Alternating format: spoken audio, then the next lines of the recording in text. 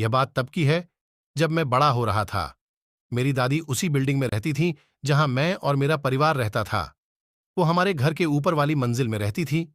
ये एक पुरानी बिल्डिंग थी जिसमें कुल 12 अपार्टमेंट थे। वे मकान नंबर 1876 में रहती थीं और हम 2861 में रहते थे। मेरे जन्म होने के पहले से ही दादी माँ अकेली रहती थीं। उनके सोने वाले कमरे की तरफ जाने वाले हॉलवे में एक अलमारी कोठरी थी जिसमें हर महीने एक अजीब सी घटना होती थी। महीने में एक बार मेरी दादी मेरी माँ को ऊपर बुलाकर उनकी अलमारी को चेक करने के लिए कहती थी।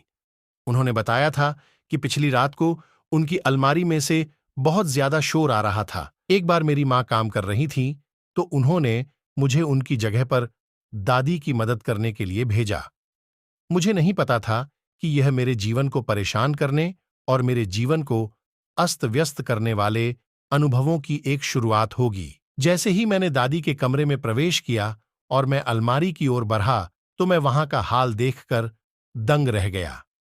ऐसा लग रहा था कि मानो किसी ने पूरी अलमारी को अस्त व्यस्त कर दिया हो। उनके सारे कपड़े बक्से खुले हुए और सामान अलमारी से नीचे बिखरे पड़े थे। ऐसा लग रहा था कि मानो दादी के कमरे में कोई तूफान आया हो जो पूरी बिल्डिंग को छोड़कर केवल उनके ही कमरे में आया हो। मैंने दादी से पूछा कि यह कब से हो रहा है तो उन्होंने बताया कि ऐसा पिछले 20 सालों से हो रहा है। मैंने उस समय इस बात पर ज्यादा ध्यान नहीं दिया और मैं अलमारी को साफ सुथरा करके चला गया।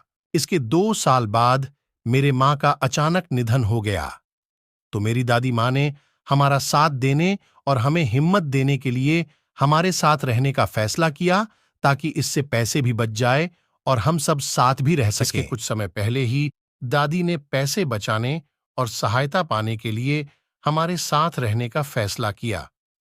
उस समय मेरे पापा ने मुझसे कहा कि तुम दादी के बेडरूम से कुछ जरूरी डॉक्यूमेंट्स ले आओ जो मैं वहां रख दिया था। तब मैं उदास मन से दादी के कमरे में जाने लगा, पर मुझे कुछ अच्छा महसूस नहीं हो रहा था। जब मैं उस अलमारी के पास से गुजर रहा था तो मुझे जोर जोर से किसी के अलमारी को पीटने की आवाज आ रही थी। लगा जैसे कोई उस अलमारी से बाहर निकलने की कोशिश कर रहा हो। इन सबको नजरअंदाज करते हुए मैं आगे बेडरूम की ओर बढ़ा, लेकिन जैसे ही मैं अंदर कमरे में गया तो दरवाजा अचानक से बंद हो गया, जिससे मैं अंदर फंस गया। मैंने घबराहट के साथ दरवाजे को खोलने की कोशिश की तो पाया कि दरवाजा तो दूसरी तरफ से बंद था, लेकिन मेरा भाग्य अच्छा था तो मैंने थोड़ी कोशिश करके दरवाजा खोल दिया और मैं जितना जल्दी हो सके उतना जल्दी उस अपार्टमेंट से बाहर भागा। जैसे ही मैं उस अलमारी के पास से गुजरा तो मैंने देखा कि वो अलमारी में से जोर जोर से पीटने की आवाज आ रही थी और वो आवाज इस बार काफी तेज थी, जिससे वो पूरी अलमारी हिलने लगी थी और ऐसा लगने लगा था जैसे वो अलमारी बस फटने ही वाली है। मैं पूरी तरह डर गया था और जैसे तैसे करके मैं अपने कमरे में पहुंचा। मैंने अपने पापा को दादी माँ के अपार्टमेंट की चाबियां दी और उनसे चिल्लाकर कहा कि आप ही जाकर वो काम कर लो, मैं नहीं जाने वाला। उस अलमारी में आज जो भी हुआ था उससे मैं इतना डर गया था कि अब मैं और वहां जाना क्या उसके बारे में सोचने से भी डरने लगा था।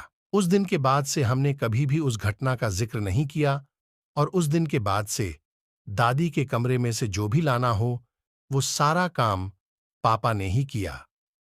हम अपने जीवन में आगे बढ़ने लगे और हमारे सामने आए परेशान करने वाले अनुभवों को भूलने की कोशिश करने लगे। आज तक मुझे अभी भी आश्चर्य होता है कि दादी की अलमारी में उन घटनाओं का कारण क्या था, या फिर वहां इससे भी अधिक भयानक हो सकता था।